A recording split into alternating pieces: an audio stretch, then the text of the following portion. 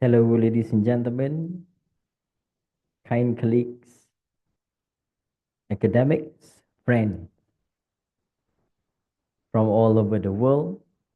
I bid you welcome to Kuala Lumpur, Malaysia,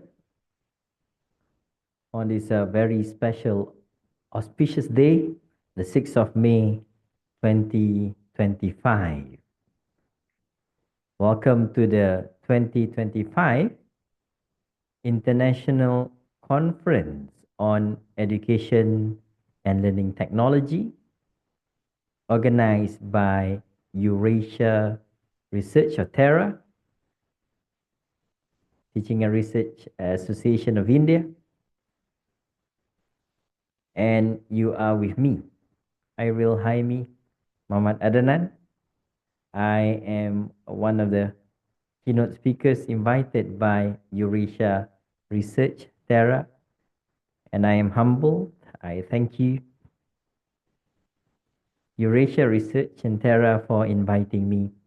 I deeply apologize because I cannot make it with you physically, personally, due to being quarantined with my child who caught HFMD.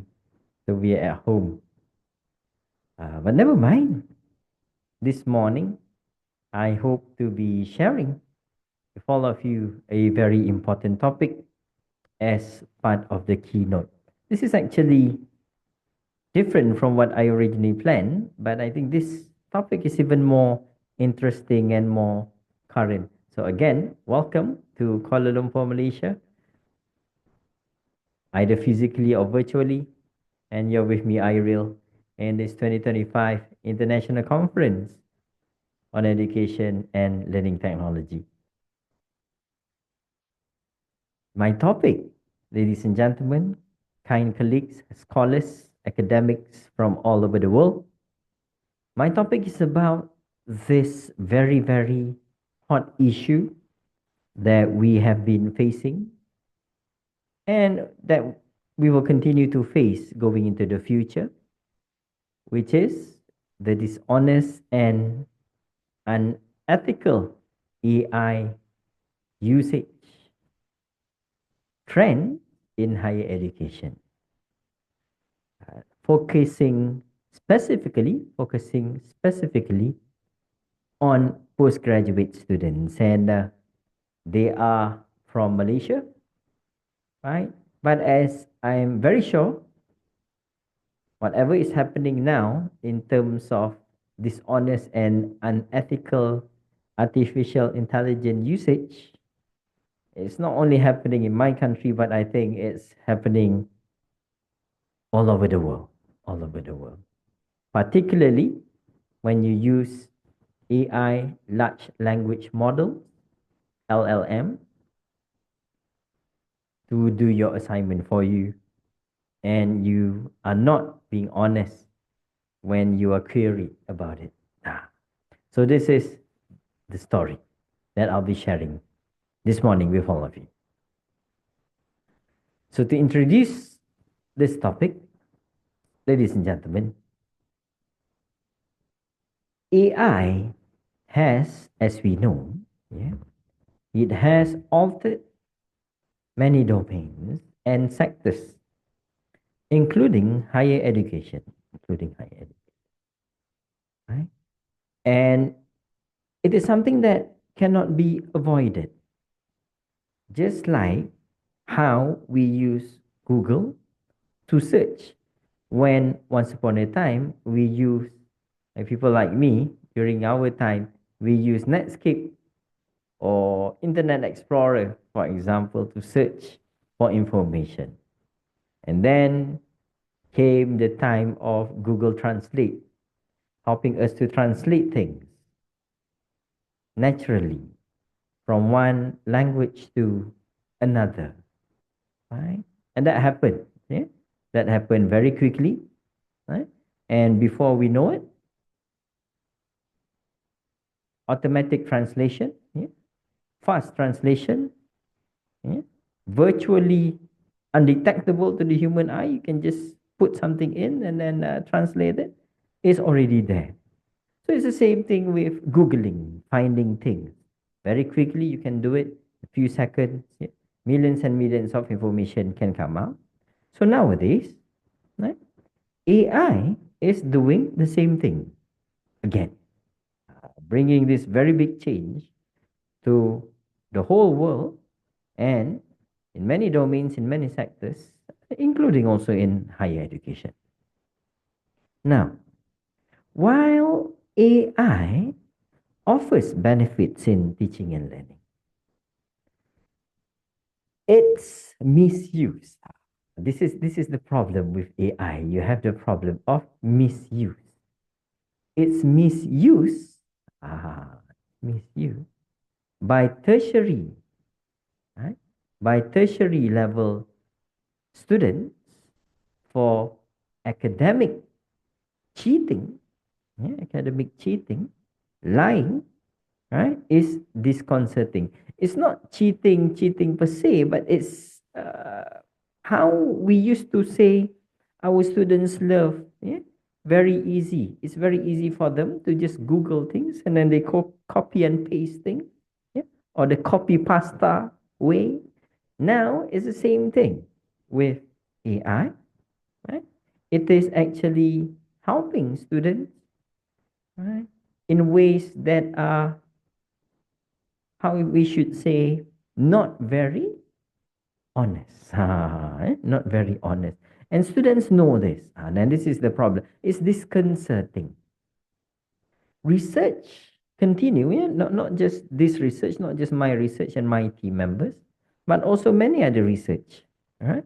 Many other research, many other studies done by other researchers around the globe continue to illustrate, continue to show how AI can actually facilitate dishonesty.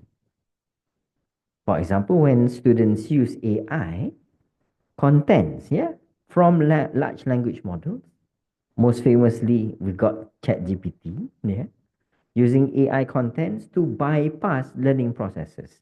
So when traditionally, when you do an assignment, when you work on your assignment, you help, right?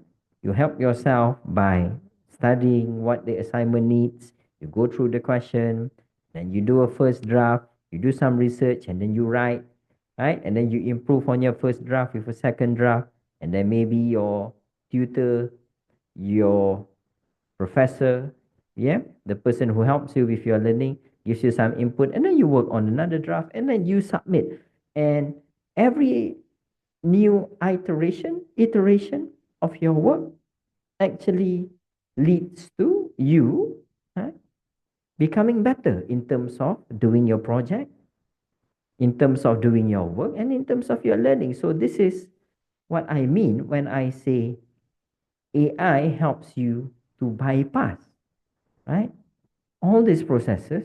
You go straight to the answer, you go straight to the product, to the outcome, without even sometimes realizing how you ended there, yeah, ended up there in the first place. So what is very clear is, yeah, ladies and gentlemen, most respected colleagues, friends, conference participants, Eurasia Research conference participants, there is actually a need, a critical need for us to contain and to control this issue. So the impact of AI, large language models, on academic integrity is actually not limited, yeah, to any single region. It's not limited to any single region. Okay. Many countries, yeah, including the USA, Australia, and even Vietnam, right, reveal a trend of increasing AI assisted cheating. AI assisted cheating. So it seems like, yeah, no matter where we are in the world, cannot run away from the problem of cheating, yeah, using AI large language models. Okay. To rise to the challenge, my team and I, my team members and I, we explored the use of AI assisted cheating in higher education. And we focus specifically on one special group, which is adult learners, working adults who are studying, right? Business studies in Malaysia. Adult learners who are doing business studies in Malaysia. Right.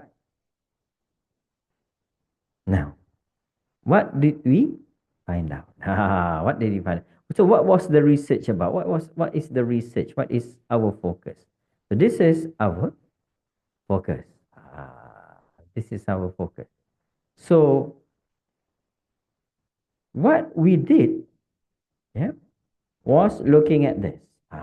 And this is basically the literature. This is the work that has been done, not by us only, but by others also, right? Looking at large language models. So this is what we found. So large language models have, right, potential benefits. Right? Potential benefits. For example, they allow personalized learning. Okay. They help with accessibility and also reduce workload. So that's good. Yeah, that's good. Definitely, that's very good. Right? But at the same time, there are challenges. Now, some of the challenges include, right, in the red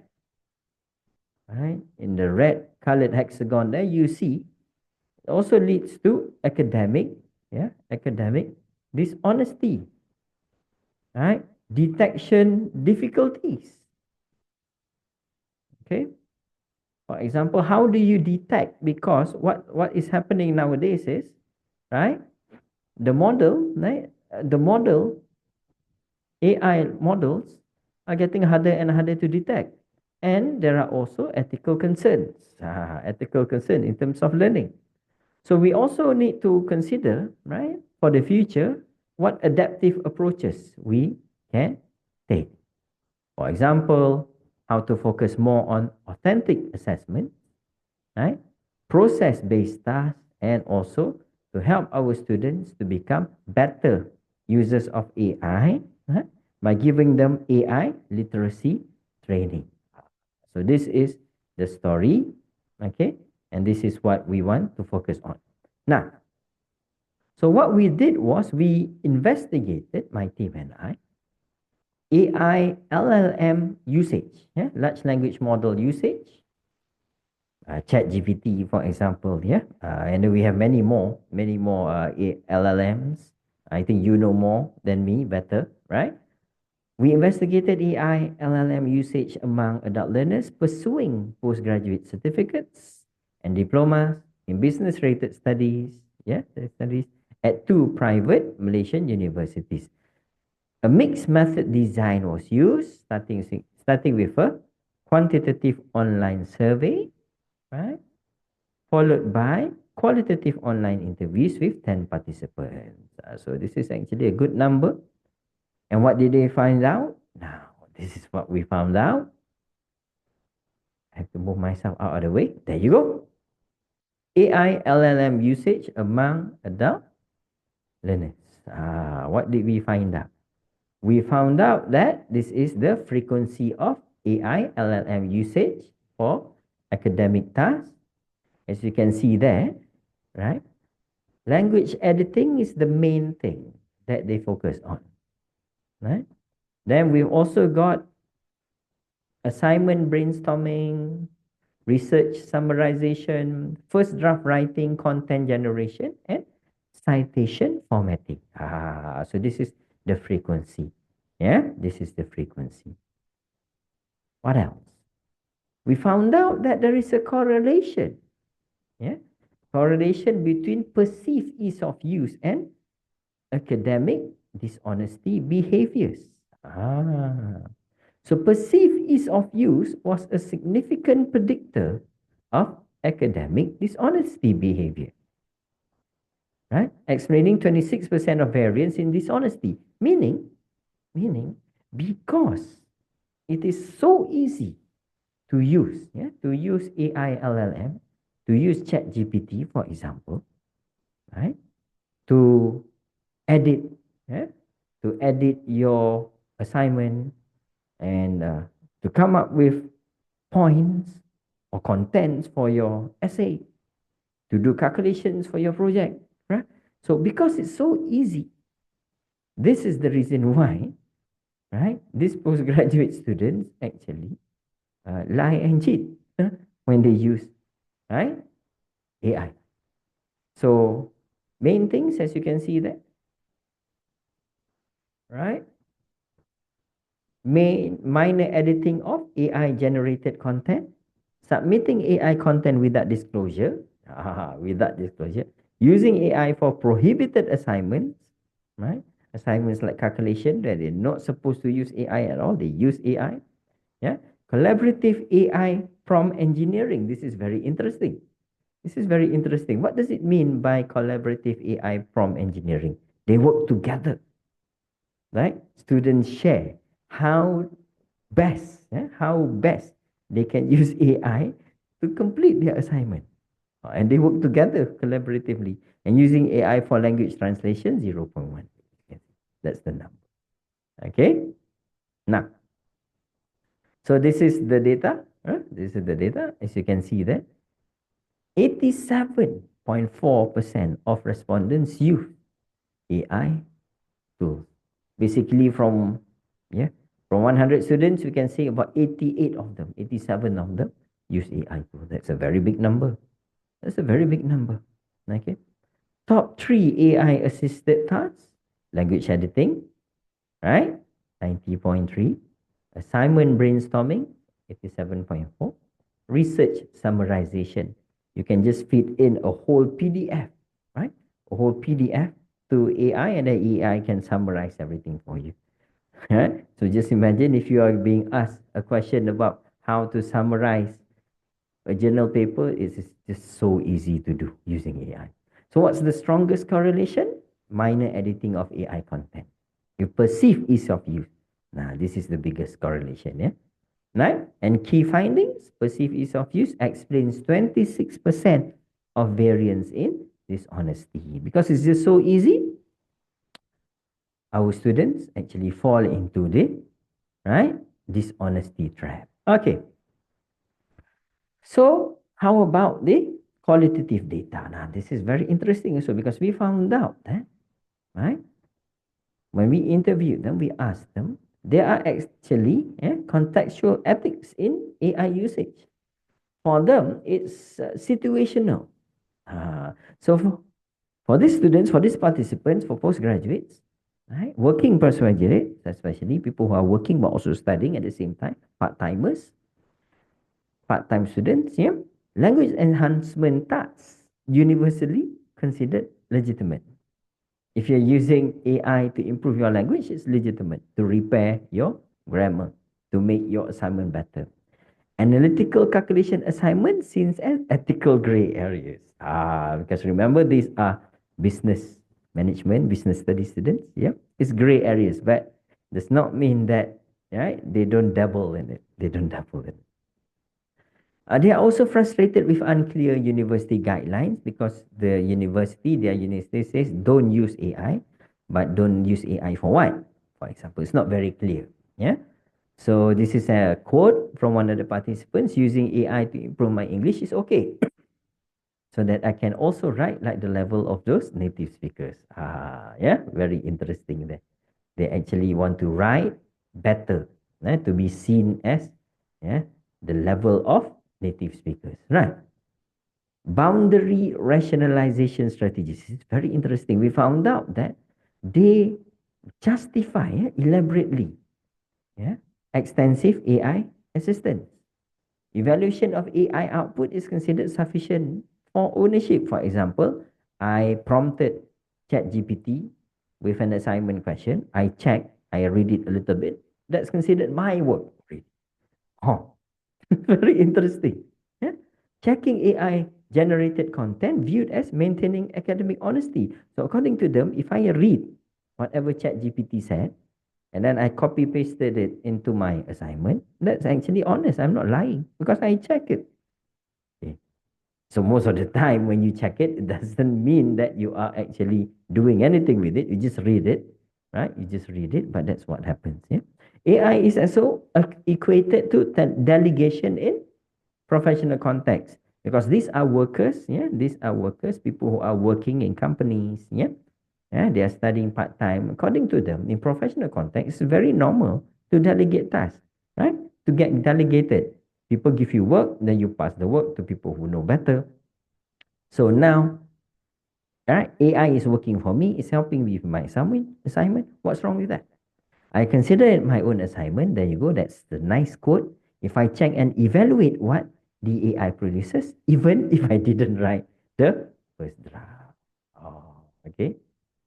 Cultural influences is one more thing that we found out on technology ethics. So cultural factors actually shape ethical frameworks, yeah, around AI use. Workplace norms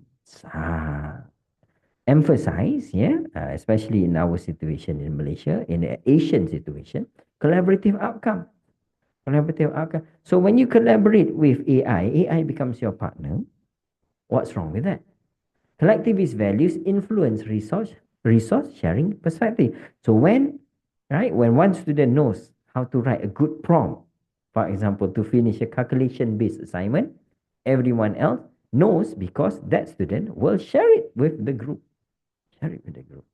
So personal ethical threshold, yeah, is based is tied to situational flexibility. Is very flexible, right? Ethics is very flexible, right?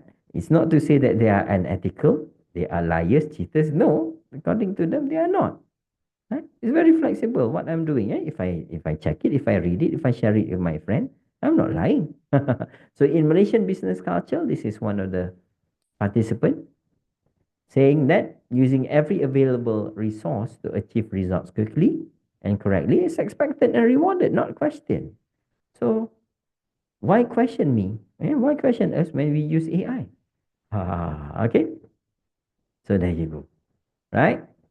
So we have this pragmatic flexibility. Adult learners balance academic integrity against practical life pressures because they are also working. Yeah, they are also dealing with their families, with work and all that. So AI actually helps them. Right? They have to be pragmatic. Yeah, pragmatic in terms of their AI use. And that's why they're very flexible also in terms of ethics. So the correlation between perceived ease of use and academic dishonesty behaviors underscores the need for ethical framework. Yeah. So we don't have at the moment ethical framework that work together with, yeah, alongside with technological advancement. So what is happening now is technology is ahead of us. Ethics is just playing catch up. Catch up. Yeah, we're trying to catch up.